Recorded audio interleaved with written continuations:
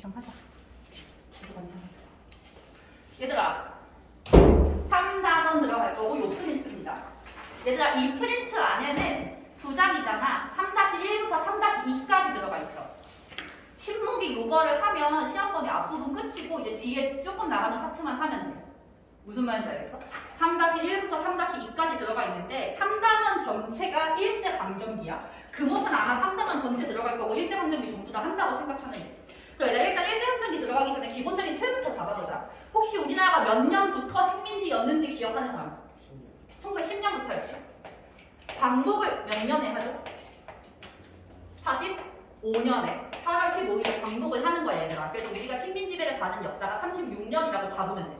근데 36년의 역사가 기니까 걔를 세 시기로 쪼개서 보는데 어떻게 쪼개냐면 1910년대, 1920년대, 1940년대 이렇게 쪼갭니다.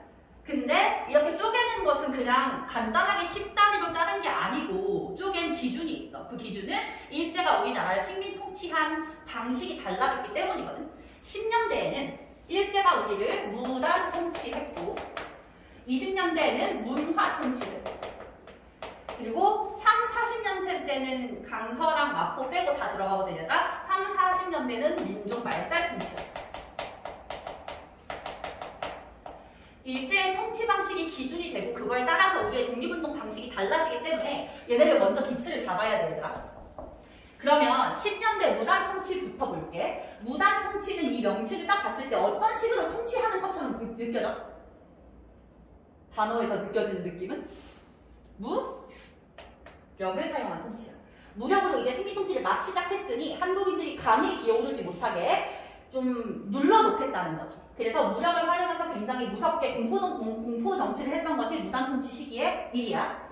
근데 그러다가 20년대부터는 이름에서 느껴지듯이 문화적으로 대해주기 시작해. 부드럽게 풀어준다는 소리야. 그러면 왜 갑자기 무력으로 통치하다가 문화적으로 대해주기 시작했느냐? 바로 10년대 마지막 1919년에 있었던 3.1운동 때문이었어. 이따가 3.1운동을 할 거지만 3.1운동을 겪으면서 10년 동안 한국인들을 무섭게 통치했다고 했는데 그게 답이 아니었다는 걸 알게 된 거지. 그래서 통치 방식을 문화적으로 바꿔줘. 30-40년대 민족말살 통치는 말 그대로 민족성을 말살시키는 거야. 아예 한국인이 자기 스스로 한국인이라는 생각을 못하게 막는 거고 가장 통치가 극심했던 시기. 너네가 일제강점기하면 떠오르는 이미지는 아마 뭐 강제징용, 강제징병, 일본군 위안부 이런 문제들이잖아. 그런 건 전부 다 요 시기에 이겼어. 가장 통치가 극심했던 시기라고 생각하면 돼. 근데 오늘은 10년대, 20년대만 볼 거야. 오케이? 자, 그러면 이 틀을 잡았으면 여기 프린트에서 10년대, 20년대 사건을 좀 디테일하게 보도록 합시다. 네모 1번에 보시면 1910년대 무단 통치라고 나와 있고 네모 2번은 20년대 문화 통치라고 나와 있어. 자, 10년대 무단 통치 봅시다. 무단 통치. 무력을 활용해서 한국인들에게 공포정치를 했던 시기가 1910년대 무단 통치라고 했지. 이제 그 내용을 보기 전에 일단 바로 1번에 조선 총독부부터 깔고 갈게요. 조선 총독부. 총독이라는 말은 들어봤지? 총독은 한국을 식민 통치하기 위해서 보내졌던 사람이고 그 사람이 있는 기관이 조선 총독부인데 식민 통치 최고 기구이다 라고 나와 있고 옆에다가 총독은 빈칸에 써볼게. 6. 해군 대장 중에서만 뽑았어. 6. 해군 대장 중에서.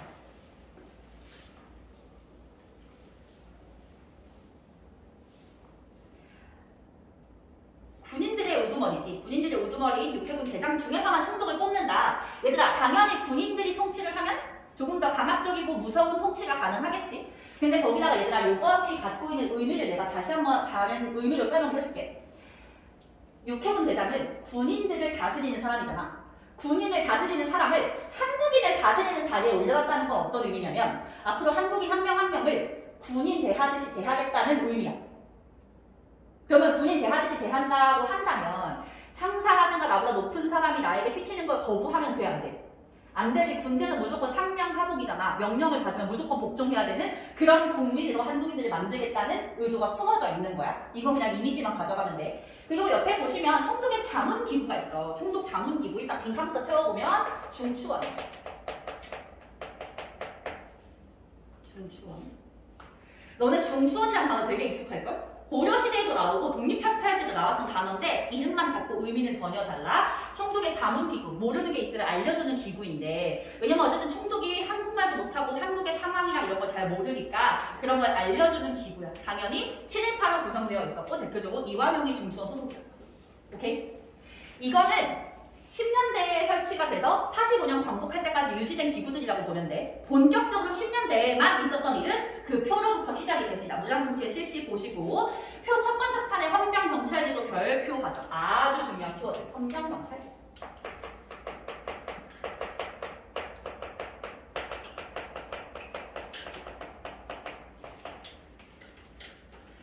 헌병경찰제도는 10년대 무장통치 시기에 가장 중요한 키워드인데 일단 헌병경찰이 어떤 존재인지 볼까? 너네 헌병경찰이 뭔지 알아? 헌병?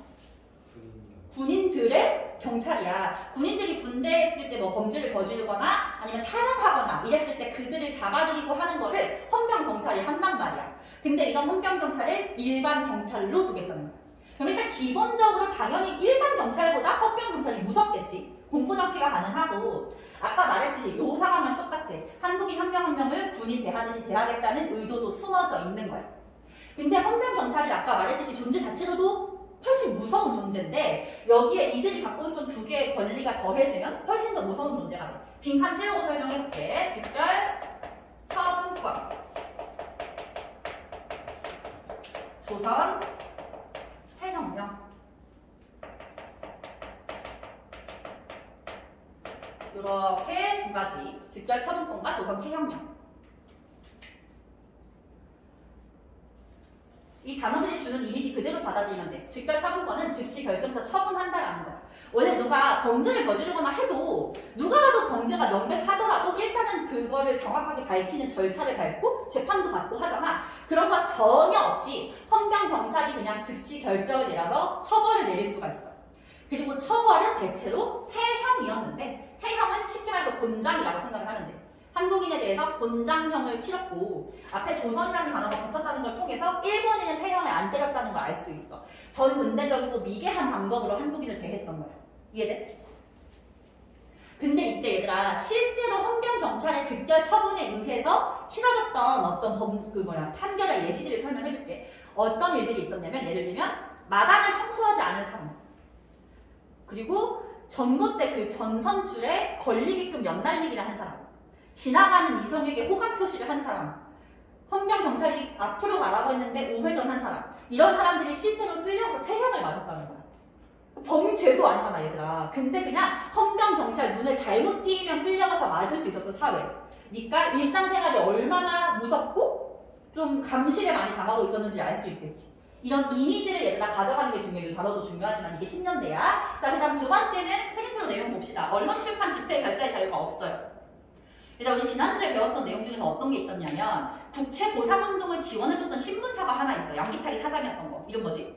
대한매일신보. 이제 10년대가 되면 출판될 수 없는 거야. 언론 출판의 자유가 없으니까. 무슨 말인지 알겠지? 한국인을 위한 잡지, 책, 신문은 나올 수 없다라는 게 10년대의 모습이고 옆에 관리와 교사도 제복을 입고 칼을 찬다. 당연히 얘가 무섭겠지.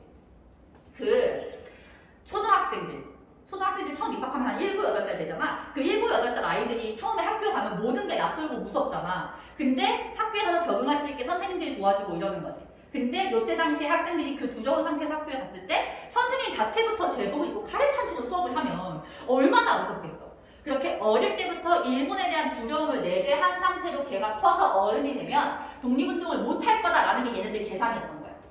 무슨 상황인지 알겠지? 자, 그다음 세 번째 교육 보자. 교육 되게 중요해. 빈칸 세워봅시다.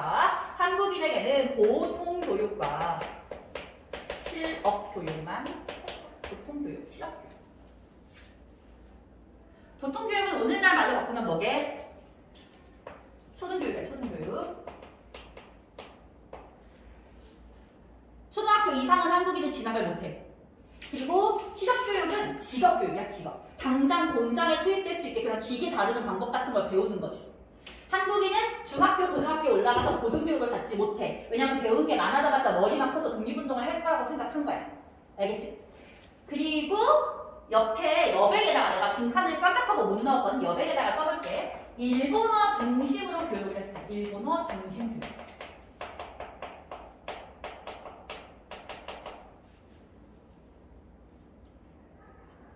당연하겠지. 한국인들이 일본어를 할 줄 알아야 자기네가 통치하기 쉬우니까. 일단 여기서 되게 중요한 거 있어. 이건 금목이랑 신목은 잘 들어야 돼. 일본어 중심으로 교육을 한다는 말은 국어 시간에 일본어를 배운다는 소리야. 국어 시간에 일본어를 배워. 한국어를 배웠을까 안 배웠을까? 한국어를 아예 안 배우진 않았어. 근데 외국어 시간에 배우는 거야. 외국어 시간에 한국어. 그러니까 영어, 국어 시간에 일본어, 영어 배우고 그다음 제2외국어가 한국어였던 거지. 이게 왜 신목이랑 교목은 중요하냐면 나중에 뒤에서 민족발달 통치할 때 그때는 아예 한국어 교육을 아예 안 하거든. 외국어 시간에도 안 해. 그래서 그거 두 개 비교해서 잘 되기 때문에 이때 한국어를 배우게 됐다는 게 중요한 거야. 자, 여기까지가 무당통치 시기의 목소리야. 되게 쉬워. 아마 너네 시험 보면서 이 파트가 제일 쉬울 거야.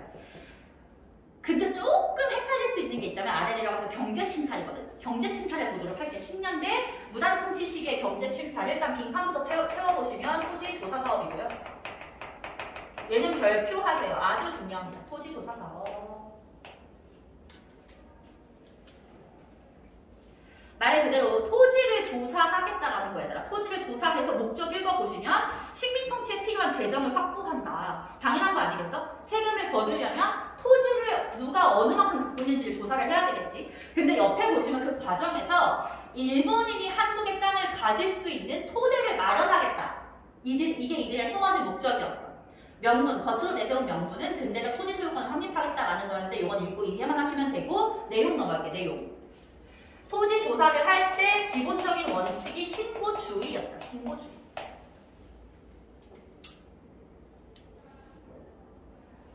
토지를 조사할 때 나라에서 관리를 보내가지고 누가 어느 만큼의 땅을 가졌는지 조사하는 게 아니고 땅을 가진 사람이 직접 관청에 가서 신고를 해야 되는 시스템인 거야. 근데 얘들아, 이 신고주의가 어떤 문제점을 갖고 있는지 내가 설명해줄게. 이거 내가 말로 하는 거 쓸 필요 전혀 없고 이해만 하면 돼. 첫 번째, 이거를 와서 꼭 신고를 해야만 된다는 정책 홍보 자체를 안 했어. 그러니까 아예 몰랐던 사람이 너무 많아. 두 번째, 내가 그 정책을 들었어. 그래서 가서 신고를 하려고 했는데 동사무소 갔더니 이 신고하는 문서가 있을 거 아니야. 그게 한자 아니면 일본어로 쓰여 있는 거야. 근데 너네도 알겠지만 이때 우리나라 농민들 대다수는 사실 한글도 못 읽던 시절이거든. 그러니까 그 문서를 작성할 수가 없어. 그래서 세 번째, 그러면 거기 있는 관리한테 도와달라고 가겠지. 근데 그때 나라의 관리가 제복을 입고 칼을 찬 상태에서 전혀 도와주려는 태도가 아닌 거야. 얼마나 무섭겠어, 그치? 그래서 무서워서 나중에 친구랑 와야겠다 하고 집에 돌아갔어. 일주일 뒤에 친구들 데리고 갔더니 이미 기간이 끝나 있어. 신고 기간이 너무 짧아. 이런 문제들로 인해서 신고를 못한 땅이 너무 많은 거야. 이해됐지? 그런 토지들을 그냥 뭉뚱그려서 거기 보시면 미신고 토지라고 불러요. 미신고 토지. 신고를 못했어. 거기다가 국공유지. 얘들아, 국유지가 뭐게? 국유지. 국가 소유 땅. 공유지는 공동 소유 땅이야. 이런 땅들은 특정 어떤 사람이 갖고 있는 땅이라고 신고를 할 수가 없는 거야. 이런 땅들은 신고를 못했지. 그럼 누구 소유가 되게? 신고 안 했다는 이유로 전부 다 총독부 소유가 돼. 이런 땅들 전부 다 총독부 소유가 된다. 그래서 총독부 같은 경우는 이 땅을 그냥 갖고만 있어도 좋을 건 없었을 거 아니야. 전부 다 돈이 되게 팔아요. 어디다가 파느냐. 우리 지난주에 배웠던 동양, 석식, 주식회사에 팔아. 동양, 석식, 주식회사에 판다. 그럼 동양, 석식, 주식회사는 이거 누구한테 파냐? 일본인한테 판다는 거야. 일본인. 그래서 일본인 지주가 증가해. 일본인들이 한국에 와서 지주가 되는 거야. 이해됐어? 근데 얘들아 생각해봐. 이때 일본인들이 한국의 땅을 사서 한국에 와서 한국의 지주가 되는 상황인 거지. 근데 너네들 만약에 지금 한국에서 너네 지금 생활이 있잖아. 너희들은 어쨌든 간에 정말 잘 먹고 잘 살고 핸드폰 이런 거 다 갖고 있고 가족들하고 같이 살면서 이렇게 부모님이 학원도 보내주실 수 있는 만큼의 생활을 하고 있잖아. 근데 만약에 너네들한테 이 한국에서의 생활을 버리고 저기 엄청 가난한 아프리카 오지에 가서 그 땅의 지주가 되라고 한다면 가겠니? 갈 것 같아, 안 갈 것 같아? 굳이 갈 필요가 없지 않아? 일단 거긴 전기도 잘 안 들어오고 물도 우물가까지 가서 길어와야 되고 아무리 내가 지주라고 해도 거기서 생활이 굉장히 불편할 거 아니야? 굳이 여기서 삶을 포기하고 갈 만큼 윤택한 생활이 아니지. 그럼 생각해봐. 요 당시 일본은 되게 잘 사는 나라였어. 거의 미국, 영국 다음이었어. 한국은 가장 가난한 나라 중 하나. 근데 굳이 일본에서의 생활을 버리고 한국에 와서 지주가 된다? 그 일본인들은 원래 일본에서의 생활이 어떤 사람들이었을까? 애초에 일본에서 생활이 윤택하지 않았던 사람들이 한국에 오는 거야. 진짜 쉽게 단적으로 말해서 일본의 거렁뱅이들이 한국에 와서 지주가 된다. 이렇게 생각을 하면 돼. 일본에서 잘 살고 교육 수준 높고 교양 있는 사람들은 굳이 한국에 오지 않아. 이해됐어? 그러니까 일본인 지주들 전부 다 일본의 거렁뱅이들이었어. 그렇게 생각을 해야 되나? 그 밑에 한국인들이 들어가는 거지. 자, 결과 볼게요. 결과 되게 중요해. 일본은 지주가 증가하고 총독부의 재정 수입은 증가해. 한국인은 원래 내가 땅을 갖고 있었는데 신고를 못했을 경우에 그 일본인 지주 밑에 가서 소작농이 되는 거야. 오케이. 얘들아, 이때 우리나라 전체 토지에 요 당시 토지조사 사업으로 일본이 가져간 토지가 전체 토지의 40%야. 40%를 일본이 가져간 거야. 근데 사실은 우리가 이 40%라는 수치만 들으면 어떤 느낌이냐면 생각보다 많이 안 가져갔는데? 절반도 안 되니까 막 엄청 무지막지하게 가져가진 않았는데 라는 생각이 들 수 있어. 근데 너네가 이런 얘기 들어봤을지 모르겠다. 우리나라엔 전체 토지의 70%가 산이야. 그러면 농사 지을 수 있는 평지는 많아봐야 30%인 거지. 그러면 평지는 전부 다 요 일본이 가져간 땅에 속했겠지? 이게 사실은 한국인들은 가져봐야 진짜 척박한 산지만 가질 수 있었던 상황인 거지. 그리고 이제 일본인 지주 밑에 한국의 소작농 요랑 구도가 만들어지고 일본인 지주는 아까 말했듯이 일본의 버렁뱅이 그런 상황에 얘들아 얼마나 싫겠어. 근데 잘 생각해봐. 아니다. 이거 두 번째 줄에 빈칸부터 채우고 설명해줄게. 이때 지주들의 소유권은 인정이 되는데 소작농, 한국이 소작농에 경작권은 인정이 안 됐다. 이런 표현이 쓰여. 이거 되게 중요해. 소유권은 인정되고 경작권은 인정이 안 된다. 자, 경작권이라는 개념 한번 설명해줄게. 자, 어떤 땅이 있어. 이 땅이 예를 들면 길동인의 땅이야.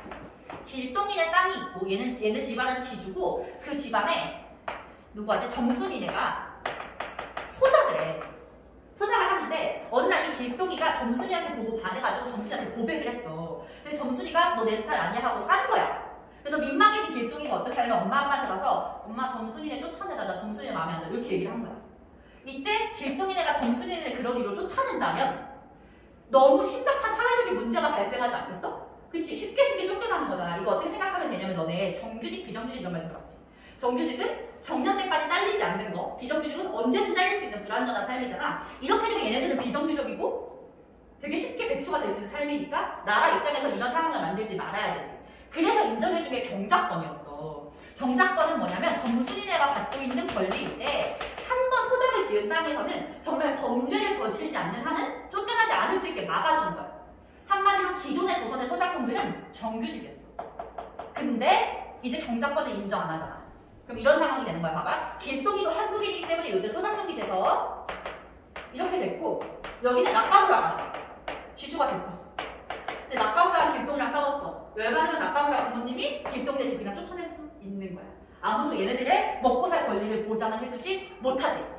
그럼 길동이는 어떻게 해야 돼? 쫓겨나지 않으려면 낙가무라 괴롭힌 거 죄송하다고 가서 빌고 사정하고 해야 되는 거지. 한국인들은 일상생활에서도 일본인들의 눈치를 보고 그들의 어떤 비위를 맞춰서 살아가야 됐던 삶을 가져온 게 토지조사 사업의 결과 중에 하나인 거야. 그러니까 경제를 넘어서서 일상생활에까지 영향을 미쳤다는 거 되게 중요해. 제가 경작권을 부정당했다. 어쨌든 간에 결론적으로 한국인은 소작농이 증가를 했고 소작도 못 지으면 화전민이 되기도 했어. 너네 화전이 뭔지 알아? 화전민? 농사지을 땅이 없어서 산에다가 나무를 불태워서 거기서 경작하는 사람들 또는 아예 국내에 있을 수가 없어서 국외로 이주해가는 사람이 증가했다. 됐어? 토지조사 사업은 무단통치에서 가장 중요한 내용이니까 잘 체크를 하시고요. 아래 있는 회사령도 발표할게요. 회사령. 말 그대로 회사 설립과 관련되어 있는 법령인데 빈칸부터 채웁시다. 회사령은 허가제 기반이었어. 허가제. 회사를 세우려면 총독의 허가를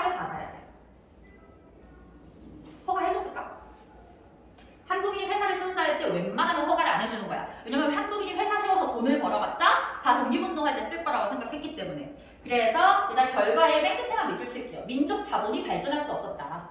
그것만 밑줄 치고 넘어가시면 돼요. 민족 자본이 발전할 수 없었다.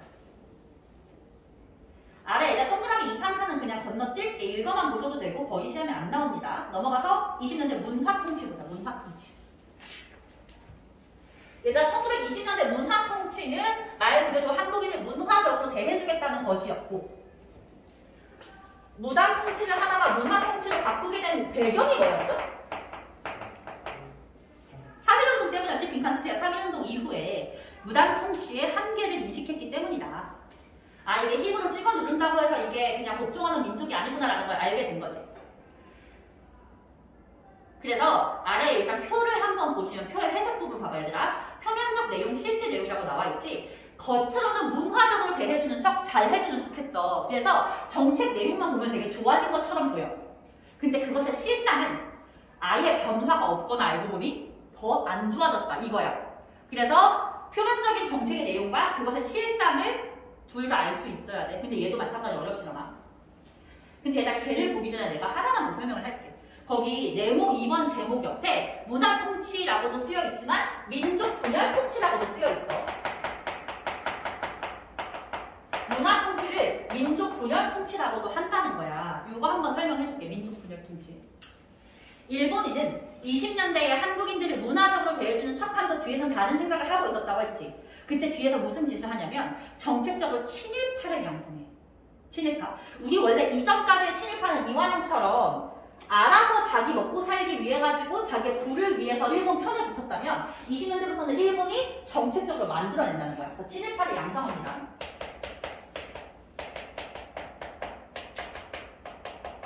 이게 민족분열통치거든. 근데 이런 상황을 한번 생각해볼게. 학교 선생님이 담임이 좀 또라이야. 그래서 담임 선생님이 지각을 1분만 해도 때려, 데려가서. 막 골프채로 때려. 근데 너네가 어느 날 지각을 했는데 아, 나 오늘 걔 맞겠다 이러면서 지각을 했어. 근데 선생님이 운 좋게 그날 선생님도 지각을 해가지고 너가 안 걸린 거야. 그래서 아, 오늘 안 맞고 넘어가겠다 다행이다 이러고 있는데 옆에서 친구가 그 쌤한테 꼰질렀어. 그래서 선생님한테 끌려가서 맞았어. 너는 이런 경우에 너네들 때린 선생님과 그걸 꼰지른 친구 중에 누가 더 짜증날 것 같아? 친구가 더 열받지 않아 얘들아? 선생님이야 원래 뭐 나쁜 사람이고 그렇다 치는데 얘는 진짜 어떻게 같은 학생 입장에서 그럴 수 있어. 니는 지금 안 할 것 같아 이 생각이 들잖아. 친일파를 키운 것의 목적이 그거야. 친일파가 적극적으로 만들어지면 한국인 입장에서 어떤 생각이 드냐면 야 일본은 그렇다 쳐도 어떻게 같은 민족끼리 그래? 라면서 친일파를 더 욕하기 시작해. 일본은 가만히 있고 친일파는 욕이 모두 다 간다는 거야. 이게 일본의 민족분열통치 20년대 모습이야. 알겠지? 민족분열이라는 말도 알아놔야 돼. 자 어쨌든 그러면서 이제 정책을 보도록 합시다. 정책을 보시면 표면적 내용과 실제 내용을 둘 다 알아야 된다. 표면적 내용부터 볼게. 얘들아 총독 봐봐. 총독. 아까 10년대에 총독을 어떤 직업군에서만 뽑는다고 했지? 육해군? 대장 중에서만 뽑는다고 했지. 한마디로 군인 출신만 총독이 될 수 있어. 근데 일본이 얘기하는 거야. 야 너네 그렇게 군인 총독이 무서우면 얘기를 하지. 앞으로 군인 아닌 사람도 총독이 되게 해줄게. 라면서 빈칸에 문관도 임명 가능하게 해줬다. 문관도 임명 가능. 문관은 그냥 군인이 아닌 사람이 흩은다고 생각하면 되겠지? 실상 한 번도 임명한 적 없어. 임명할게 해놓고 안 하면 끝이잖아 얘들아. 학교 쌤도 얘들아 이거 시험 쉽게 낼게 해도 더 어렵게 내는데 뭐 그 시험을 돌릴 거야? 못하지. 그런 상황인 거야. 그래서 우리는 광복할 때까지 쭉 군인 총독이 다스렸다. 오케이? 자, 두 번째 줄 봅시다. 두 번째 줄. 헌병 경찰이 무서웠어. 헌병 경찰이 무서웠으면 앞으로는 보통 경찰로 바꿔줄게. 보통 경찰제.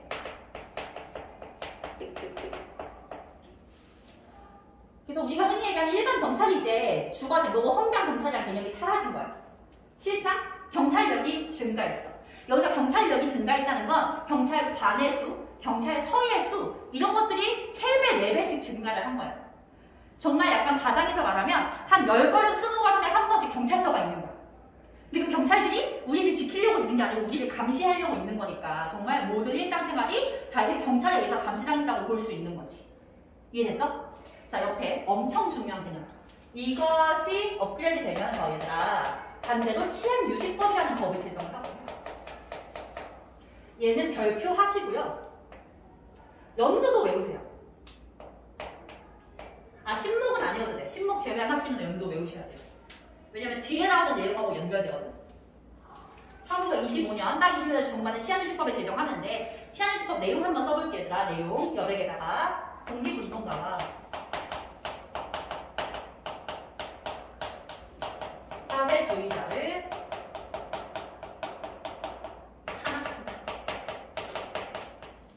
독립운동가와 사회주의자를 탄압한다.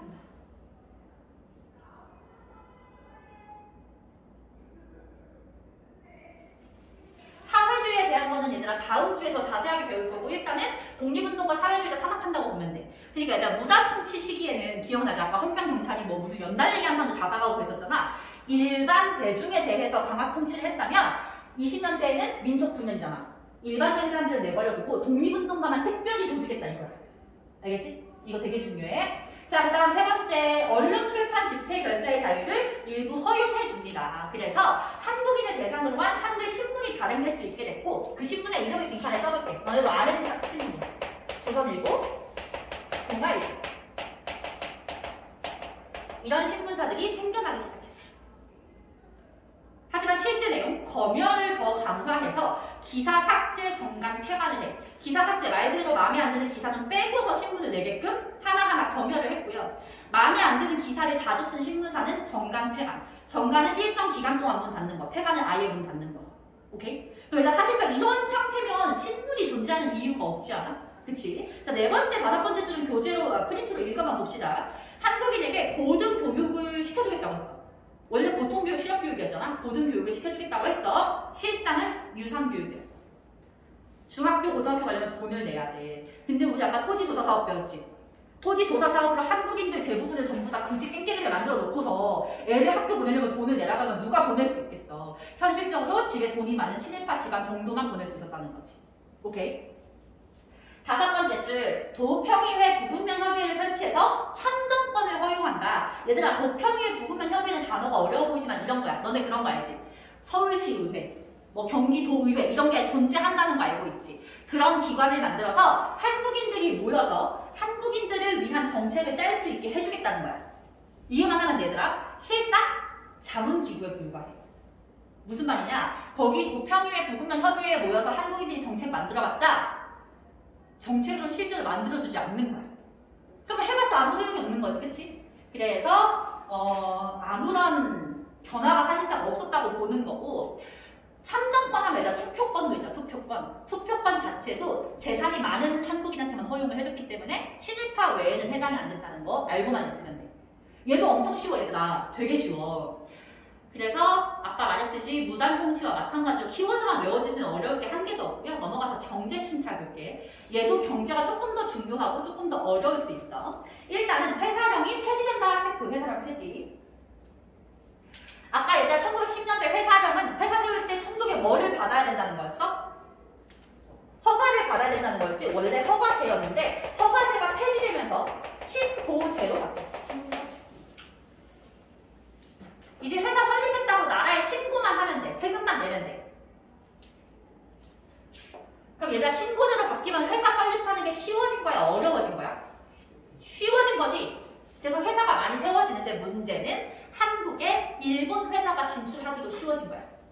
그래서 일본의 대기업들이 엄청나게 한국에 진출하기 시작해. 그럼 얘들아 이때 현실적으로 우리가 일본보다 기술력이 딸리니까 일본 기업을 이길 수 있어 없어?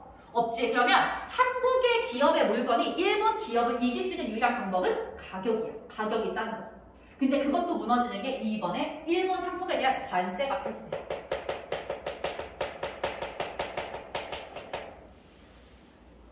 얘들아 관세가 안 붙으면 일본 물건이 한국에 들어올 때 싸게 들어오는 거야? 비싸게 들어오는 거야? 관세가 안 붙으면?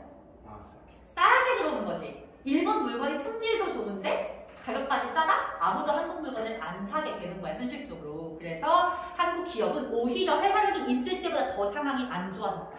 이렇게 이해하면 돼. 알겠지? 자, 3미 증식계획 발표할게요. 경제 심판 중에서는 3미 증식계획이 20년대에서는 가장 중요해요. 10년대는 토지조사, 20년대는 3미 증식 이렇게 알면 되는데 일단 3미라는 단어 뜻 자체는 쌀 생산이야. 쌀 생산. 양을 증식 늘리겠다는 거야. 3비 증식 계획은 쌀 생산량을 늘리겠다는 정책인데 왜 늘렸을까가 되게 중요하거든 얘들아. 한국인들 잘 먹고 잘 살게 해주려고 늘렸을까? 그럴 리가 없잖아. 배경 보실게요. 일본의 공업화. 일본이 이때 어마어마하게 공업화를 해. 그래서 한때 거의 미국이 위협을 느낄 정도로 엄청 강해졌거든. 근데 얘들아 공업화를 하면 인구는 도시로 몰려 농촌으로 몰려? 도시로 몰리지. 그럼 농촌 인구가 줄어들면 쌀 생산량은 줄어들겠지. 그 상황을 해결하기 위해서 한국에서 쌀 생산량을 늘려서 일본에 가져가겠다는 게 3비 증식 계획의 목표야. 어려울 거 없지? 내용도 얘들아 읽어만 봐도 돼. 쌀 생산량 늘리려면 당연히 해야 되는 거. 수리시설 확충, 개간, 밭을 논으로 바꾸고 품종 개량, 비료 사용 확대. 이 중에 모르는 단어 있어 얘들아? 뭐 수리시설은 저수지 이런 거야 돼. 물 되는 시설? 그러니까 전부 다 당연한 것들 한 거야. 중요한 건 결과. 결과에다가 별표하세요. 엄청 중요해. 얘들아 잘 봐봐. 만약에 여기 내가 막대 그래프를 그렸을 때 이 하얀색만큼의 양이 1년 동안 한국인들이 먹는 쌀의 양이라고 쳐볼게. 그럼 한국인들이 요만큼의 양을 이제 인구수 나눠서 평균적으로 먹었던 거야. 근데 일본이 쌀 생산을 늘리겠다고 목표한 게 노란색만큼이었어. 이게 목표치였어. 근데 쌀 생산량이 늘기는 했는데 목표치만큼은 못한 거야. 그래서 요 파란색만큼 증산했다고 볼게. 그럼 일본은 상식적으로 어느 색깔만큼의 양을 가져가야 맞아? 늘린 만큼 파란색만큼만 가져가야 맞잖아. 근데 욕심이 많으니까 원래 목표한 만큼 가져가고 싶은 거야. 그러면 목표치에 미달한 요만큼의 양은 어디서 가져가냐? 한국인들이 원래 먹던 양에서 뺏어간다는 거야. 그래서 한국인은 원래 먹던 양보다 더 적은 양을 나눠 먹어야 되는 상황이 되는 거지. 이게 첫 번째 주에 나와 있는 내용이에요. 증산량보다 더 많은 양을 이출했다. 쉽게 말해서 이렇게 되는 거야. 증산량보다 이출량이 더 많다.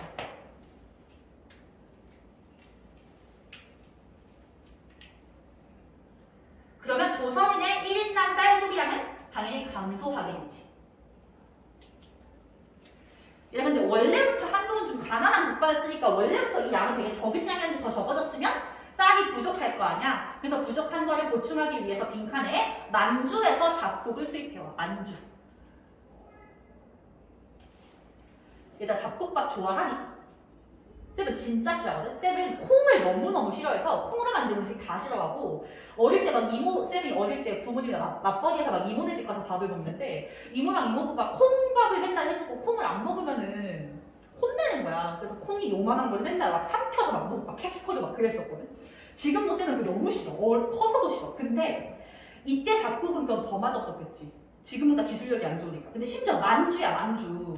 만주 그 척박한 땅에서 난 잡곡은 진짜 그냥 씹기만 해도 꺼슬꺼슬한 그런 밥이었을 거야. 뼈 빠지게 일해서 쌀 생산해놓고 나는 만주 잡곡 먹어야 되는 현실.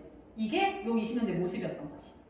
두 번째 줄 볼게. 두 번째 줄. 비료값, 농자금, 수리조합비. 얘들 합쳐서 여기 써보죠. 걔네 다 합쳐서 증산비용. 증산에 들어간 비용을 소작농에게 전가했어.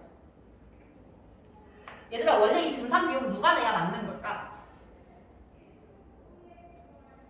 누가 내야 맞을까? 이건 국가적인 프로젝트니까 국가에서 내야 되는 거겠지? 세금으로. 그리고 그 국가라는 건 요새는 총독부니까 총독부가 내야 되는 게 맞는데 총독부가 이걸 원래 지주한테 내라 그랬어. 야 니네 땅에서 난 거 니네가 이 정도 거니까 니네가 내라고 했는데 당연히 지주는 소작농한테 내라고 하는 거야. 야 이번에 소작농에다가 이것까지 안 내면 너 쫓겨난다? 이렇게 협박을 하는 거지. 그래서 결국은 소작농들이 엄청나게 힘들어졌다. 마지막 줄. 지주들은 경제적으로 이득을 얻었어. 왜냐? 이게 일본이 가져갔다고는 하지만 사실상 수출이었기 때문에 지주 땅에서 난 거를 일본에 수출하는 양이 늘어나니까 돈도 많이 벌었다는 거지. 한 개도 안 어렵지 얘들아? 10년대, 20년대는 한 개도 안 어려울 거고요. 이쪽으로 넘어가서 이제 여기부터가 얘들아 3-2거든. 앞에 한쪽이 3-1이고 여기도 3-2인데 이 내용은 5분 정도 쉬었다가 보도록 합시다.